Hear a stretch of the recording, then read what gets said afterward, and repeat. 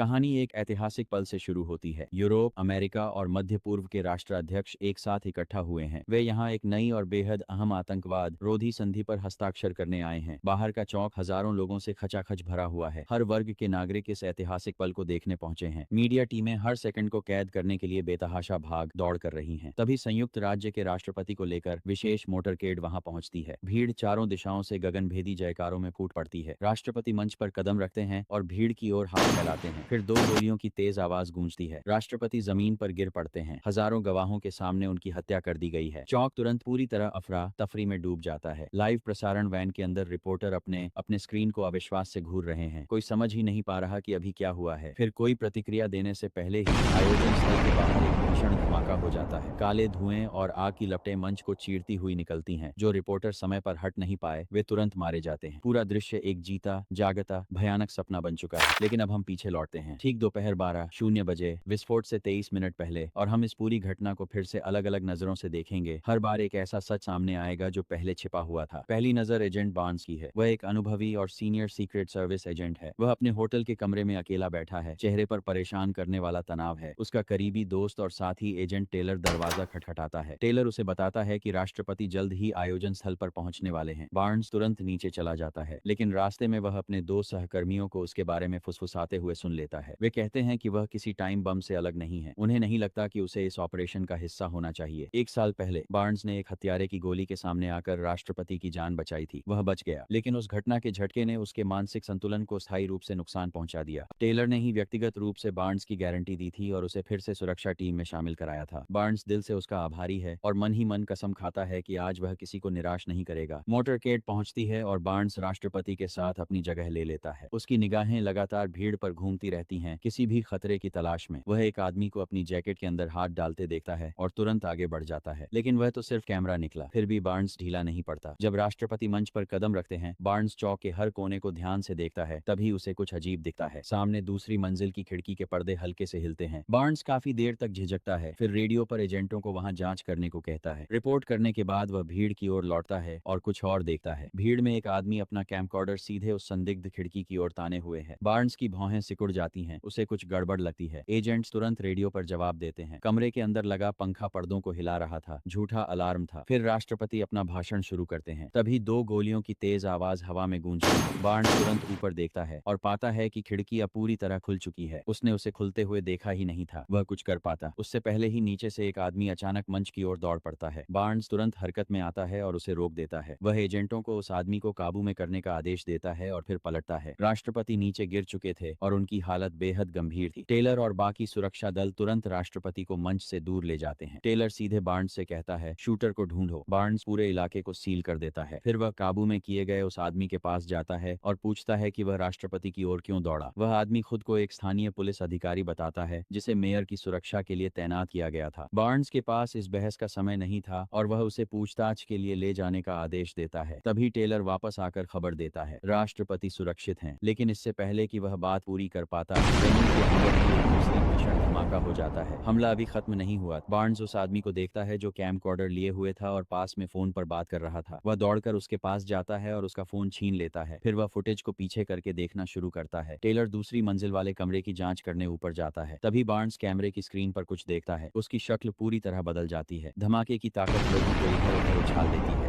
Barnes जमीन से खुद को उठाता है और अपने चारों ओर हुए तबाही के मंजर को देखता है। तभी एक एजेंट चिल्लाता है, काबू में लिया गया पुलिस अधिकारी भाग रहा है। बार्न्स उसे देखता है और एक फैसला करता है। वह बाहर जीएनएन मोबाइल ब्रॉडकास्ट वैन तक दौड़ता है। वह उनसे मांग करता है कि राष्ट्रपति की हत्या से पहले चौक की हर फुटेज तुरंत सामने लाएं। टेलर कॉल करके रिपोर्ट करता है कि शूटर दूसरी मंजिल पर था और अब वेस्ट की ओर भाग रहा है। बार्न्स कमांड सेंटर से संपर्क करता है, लेकिन कोई जवाब नहीं मिलता। वह टेलर को कॉल करने के लिए अपना फोन उठाता है। फिर वह प्रसारण स्क्रीन पर कुछ देखता है। उसकी आंखें फैल जाती हैं। वह सब कुछ छोड़कर तुरंत बाहर निकल जाता है। अब हम फिर से दोपहर 12:00 लौटते हैं। इस बार हम पूरी तरह एक अलग व्यक्ति के साथ चलते हैं। उसका नाम एनरिक है और वही पुलिस अधिकारी है जो मंच की ओर दौड़ा था। एनरिक भीड़ के बीच से एक ब्रीफ केस लेकर आगे बढ़ता है। उसका पुलिस बैज उसे बिना तलाशी के सुरक्षा चेक पॉइंट पार करा देता है। हॉल के अंदर उसे एक खूबसूरत महिला एक आदमी के साथ करीब से बात करती दिखती है। वे फिर से मिलने का समय और जगह तय कर रहे थे। एनरिक महिला का नाम वेरोनिका है। वह उसकी गर्लफ्रेंड है। वेरोनिका जल्दी से उसे शांत करती है और कहती है कि वही है जिसे वह प्यार करती है। वह वादा करती है कि जब सब कुछ खत्म हो जाएगा वे दोनों साथ भाग जाएंगे। देंगे। एनरिक पूरी तरह नरम पड़ जाता है। वह उसे वही ब्रीफकेस दे देता है जो उसने लाने को कहा था। वे अनमने ढंग से अलविदा कहते हैं और वह आगे बढ़ जाता है। एनरिक अपने बैज से अंदरूनी सुरक्षा घेरे में प्रवेश कर जाता है। फिर राष्ट्रपति को गोली लगती है। एनरिक इंस्टिंक्टिवली मंच की ओर दौड़ता है ताकि मदद कर सके। बार्न्स उसे पटक देता है और एजेंट उसे घसीट कर ले जाते हैं। रोके जाने के दौरान एनरिक भीड़ के उस पार देखता है। उसे वेरोनिका दिखती है। वह बिना किसी भाव के भीड़ के बीच से आगे बढ़ती है। वह चुपचाप ब्रीफकेस को मंच के नीचे रख देती है। एनरिक समझ जाता है कि क्या होने वाला है और बम की चेतावनी चिल्लाता है, लेकिन उसे पकड़कर खड़े एजेंट उस पर भरोसा नहीं करते। पहले आयोजन स्थल के बाहर धमाका हो जाता है। अफरा तफरी का फायदा उठाकर एनरिक एजेंटों को गिरा देता है, लेकिन विस्फोट की झटकेदार लहर उसे भी उछालकर गिरा देती है। वह पिस्तौल उठाता है और भाग पड़ता है। वह बेकाबू भीड़ के बीच से जान बचाकर निकलने की कोशिश करता है। सड़कों से भागते हुए वह पास खड़ी एक एम्बुलेंस के पास से गुजरता है। उसके अंदर वेरोनिका बैठी होती है, लेकिन वह रुक या प्रतिक्रिया दे पाता उससे पहले ही पीछे से एक कार उसे टक्कर मार देती है। एजेंट पहले ही उसके करीब पहुंच रहा होता है। एनरिक दर्द को नजरअंदाज करता है और भागता रहता है। वह स्थानीय सड़कों की अपनी जानकारी का इस्तेमाल करके तंग गलियों में घुस जाता है। आखिरकार वह एक नागरिक के घर पर उस एजेंट को चकमा देकर खो देता है, लेकिन वह छिपता नहीं है। इसके बजाय वह एक व्यस्त सड़क पार करता है और पुल के नीचे अपनी स्थिति लेता है। वह अपना हथियार लोड करता है। फिर वह खुले में निकलकर खड़ा हो जाता है और इंतजार करता है। वह किसी खास इंसान का इंतजार कर रहा है। अब हम फिर से दोपहर 12:00 लौटते हैं। इस बार हम एक साधारण आदमी के साथ चलते हैं जिसके हाथ में कैमकॉर्डर है। उसका नाम हॉवर्ड है। हॉवर्ड बस यूरोप में छुट्टियां मनाने आया एक पर्यटक है। वह भीड़ के बीच से चलते हुए हर चीज शूट करता जाता है। उसी दौरान उसका कैमरा गलती से वेरोनिका को एक आदमी के साथ बहुत करीब बात करते हुए कैद कर लेता है। फिर एक दोस्ताना अजनबी उसके पास आता है और बातचीत शुरू कर देता है। वह अपना परिचय सैम के रूप में देता है। हॉवर्ड और सैम चलते चलते आराम से बात करते हैं। जब बात परिवार पर आती है तो हॉवर्ड के चेहरे का रंग बदल जाता है। वह और उसकी पत्नी गंभीर समस्याओं से गुजर रहे हैं। इसी वजह से वह अकेले यूरोप आया था। वह बात पूरी भी नहीं कर पाता कि एक छोटी लड़की उससे टकरा जाती है और उसकी शर्ट पर आइसक्रीम गिरा देती है। तभी अजनबी सैम तुरंत मुड़कर दूर हो जाता है। असल में सैम यानी सुआरेज पूरे आतंकवादी ऑपरेशन का नेता है। वह यह दोस्ताना बातचीत सिर्फ एक कवर की तरह इस्तेमाल कर रहा था। वह यह पक्का करना चाहता था कि हॉवर्ड ने अपने कैमकॉर्डर पर कोई काम की चीज कैद न की हो। हॉवर्ड उस छोटी लड़की को गिराई गई आइसक्रीम के लिए दोष नहीं देता। वह उसे नई आइसक्रीम दिलाने की पेशकश करता है। उस लड़की का नाम अन्ना है और वह लगभग उतनी ही उम्र की है जितना उसका अपना बेटा घर पर है। अन्ना की मां मना कर देती है और अपनी बेटी को भीड़ के बीच लेकर चली जाती है। फिर राष्ट्रपति का मोटरकेड वहां पहुंचता है। हॉवर्ड अपना कैमकॉर्डर उठाता है और तुरंत शूटिंग शुरू कर देता है। उसे मंच पर एजेंट बार्न्स असामान्य तीव्रता से इलाके को स्कैन करते हुए दिखता है। हॉवर्ड बार्न्स की नजर का पीछा करके दूसरी मंजिल की खिड़की तक जाता है। उसे कमरे के अंदर कुछ पल के लिए एक साया हिलता हुआ दिखता है। कुछ उसे बताता है कि यहाँ कुछ ठीक नहीं है। वह रिकॉर्डिंग जारी रखता है। फिर राष्ट्रपति को गोली लगती है। हॉवर्ड हिल नहीं पाता। उसकी पत्नी का चेहरा उसके दिमाग में आ जाता है। उसी अफरा तफरी में वह अपना फोन निकालता है और उसके लिए एक वॉइस मैसेज रिकॉर्ड करता है। वह उससे कहता है कि वह उससे और अपने परिवार से प्यार करता है। तभी बार्न्स वहां आता है और उसके हाथ से कैमकॉर्डर झपट लेता है। जब हॉवर्ड धमाके के बाद होश में आता है तो उसे एक चीख सुनाई देती है। वह चारों तरफ देखता है और अन्ना को अकेला खड़ा पाता है। उसके चेहरे पर दहशत साफ झलक रही होती है। वह अपनी मां को ढूंढ रही है। हॉवर्ड उसे इस खतरे में अकेला नहीं छोड़ सकता। वह उसे जलते हुए हॉल से बाहर उठाकर ले जाता है। दरवाजे पर वह उसे एक पुलिस अधिकारी को सौंप देता है और हालात को जल्दी से उसकी नजर एनरिक पर पड़ती है, जो भीड़ के बीच से भाग रहा होता है और एक एजेंट उसका पीछा कर रहा होता है। हॉवर्ड को फुटेज लेने का एक दुर्लभ मौका दिखता है और वह अपने कैमरे के साथ उसके पीछे दौड़ पड़ता है। अन्ना भीड़ में एक ऐसी औरत को देखती है जो उसे अपनी मां जैसी लगती है। वह बिना किसी की नजर में आए उसकी ओर दौड़ जाती है। हॉवर्ड सड़कों और पुलों के पार एनरिक का पीछा करता है, लेकिन वह तो एक साधारण आदमी है। पैदल वह उसकी रफ्तार का साथ नहीं दे पाता। फिर संयोग से वह ठीक समय पर एक ओवरपास पर पहुंच जाता है। वह नीचे झांकता है और सड़क पर एनरिक को देखता है। तभी वह देखता है कि पुलिस की वर्दी में एक और आदमी बाहर आता है और एनरिक को गोली मार देता है। पुलिस वर्दी वाला वह आदमी एजेंट टेलर होता है। हॉवर्ड अभी यह समझ भी नहीं पाता कि उसने क्या देखा है। तभी उसे एक जानी पहचानी आवाज पुकारती सुनाई देती है। वह मुड़कर देखता है कि अन्ना सीधे व्यस्त सड़क के बीचों बीच भाग रही है। हॉवर्ड का चेहरा सफेद पड़ जाता है। वह उसकी ओर दौड़ पड़ता है। अब हम आखिरी बार दोपहर 12 लौटते हैं। इस बार पूरी सच्चाई सबसे ऊपर से दिखाई देती है। असल संयुक्त राज्य राष्ट्रपति हेनरी एश्टन हॉल तक पहुंचे ही नहीं थे। रास्ते में उनका मोटरकेड एक होटल पर रुक गया था। वजह बेहद भयावह थी। राष्ट्रीय सुरक्षा ने कुछ ही मिनट पहले पुष्टि कर दी थी कि आज एक असली असैसिनेशन अटेम्प्ट होने वाला है। सुरक्षा टीम ने तुरंत आपात फैसला लिया। राष्ट्रपति की जगह एक बॉडी डबल समारोह में जाएगा। असल राष्ट्रपति होटल में छिपे रहेंगे। राष्ट्रपति के सलाहकार ने समझाया कि हाल ही में एक नाकाम आतंकी हमले ने यह जवाबी कार्रवाई भड़का दी थी। उसने आतंकवादी ठिकानों पर तुरंत एयर स्ट्राइक्स की मांग की, लेकिन राष्ट्रपति ने समिट के दौरान किसी भी सैन्य कार्रवाई को मंजूरी देने से इनकार कर दिया। वह होटल टीवी पर खुद को देख रहा था, जहां उसकी जगह कोई और उसकी भूमिका निभा रहा था। उसकी जगह एक अजनबी था जिसे सारी तालियां, झंडे और प्यार मिल रहा था। उसने मंच पर खड़े बार्न्स की ओर देखा और पूछा कि उसका सबसे वफादार एजेंट उसके साथ क्यों नहीं है। सुरक्षा प्रमुख ने मान लिया कि यह एक टेस्ट था। बार्न्स की हालत अभी भी अस्थिर थी। राष्ट्रपति इस बात से परेशान हो गए। बार्न्स ने उनकी जान बचाने के लिए गोली खाई थी। वह इससे बेहतर के हकदार। तभी स्क्रीन पर मौजूद बॉडी डबल को गोली मार दी गई। सलाहकार ने तुरंत जवाबी हमले की मंजूरी मांगी। राष्ट्रपति के जवाब देने से पहले ही नीचे होटल लॉबी में एक बम फट गया। उन्होंने अब भी रिटेलिएशन की अनुमति देने से इनकार कर दिया। उनका कहना था कि काउंटर स्ट्राइक उस अलायंस को ही तोड़ देगा जिसे बनाने वे यहाँ आए थे। यही तो आतंकवादियों का असली मकसद था। तभी उनके कमरे का दरवाजा धमाके से उड़ गया। एक नकाबपोश आदमी बिना एक शब्द कहे अंदर घुसा और सलाहकार तथा सुरक्षा स्टाफ को गोली मार दी। बंदूक सीधे राष्ट्रपति की ओर तनी हुई थी। अब हम देखते हैं कि वह नकाबपोश कौन था और पूरी योजना कैसे तैयार हुई। दोपहर में हॉल के पास एक रेस्तरां में छोटी लड़की अन्ना को उसकी आइसक्रीम मिल गई। उसने जाने से पहले मेज पर बैठे एक आदमी की तरफ नजर डाली। वही आदमी सुआरेज था जो आज की पूरी साजिश का असली मास्टरमाइंड था। उसने हेडसेट पहना और पूरे ऑपरेशन को दूसरी तरफ वेरोनिका जावियर नाम के एक आदमी से बात कर रही थी। जावियर पहले स्पेशल फोर्सेज में था और सुआरेज के प्रति उसकी कोई वफादारी नहीं थी। उसका छोटा भाई सुआरेज ने अगवा कर लिया था और बंधक बनाकर रखा गया था। अपने भाई को जिंदा रखने के लिए जावियर के पास सुआरेज की बात मानने के अलावा कोई रास्ता नहीं था। उसने वेरोनिका के सिर को मजबूती से पकड़ लिया, फिर मुड़कर एनेरिक के पास से चलता हुआ आगे बढ़ गया। सुआरेज ने जानबूझकर हत्या की साजिश की शुरुआती खुफिया जानकारी बाहर ली की थी। उसका पूरा मकसद अमेरिकियों को बॉडी डबल इस्तेमाल करने पर मजबूर करना था। वह पहले ही उस होटल के अंदर अपने लोग बिठा चुका था जहां असली राष्ट्रपति को ले जाया जाना था। वहां एक पूरी तरह कट्टरपंथी आतंकवादी पहले से तैयार था जो आत्म बलिदान के लिए मौजूद था। जैसे ही सुआरेज ने पुष्टि की कि राष्ट्रपति होटल में है, उसने जावियर को आगे बढ़ने का आदेश दिया। फिर सुआरेज चौक में आया और हॉवर्ड को वेरोनिका की शूटिंग करते हुए देख लिया। उसने तुरंत बीच में घुसकर हॉवर्ड का ध्यान बातचीत से भटका दिया। वह तब तक वहीं रुका रहा जब तक वेरोनिका ने एनेरिक से बम वाला ब्रीफकेस सफलतापूर्वक ले नहीं लिया। उसके बाद सुआरेज एक छिपे हुए कमरे में गया जहां एम्बुलेंस और वेरोनिका पहले से मौजूद थे। उसने जावियर के अपहरित भाई की ओर देखा, फिर बिना किसी झिझक के उसने उसे गोली मार दी। जावियर को कुछ पता ही नहीं चला। इसी बीच जावियर को होटल के वेटर के भेष में आए एक आतंकी से कमरे की चाबी मिली। वह ऊपर गया और फ्रिज में उसके लिए रखी बंदूक ढूंढ ली। जैसे ही खबर आई कि बॉडी डबल को गोली मार दी गई है, जावियर कमांड सेंटर पर टूट पड़ा। उसने अंदर मौजूद सभी लोगों को गोली मार दी। मुख्य लॉबी में विस्फोटकों से लिपटा एक सुसाइड बॉम्बर शांति से बीच तक चला गया। फिर उसने धमाका किया।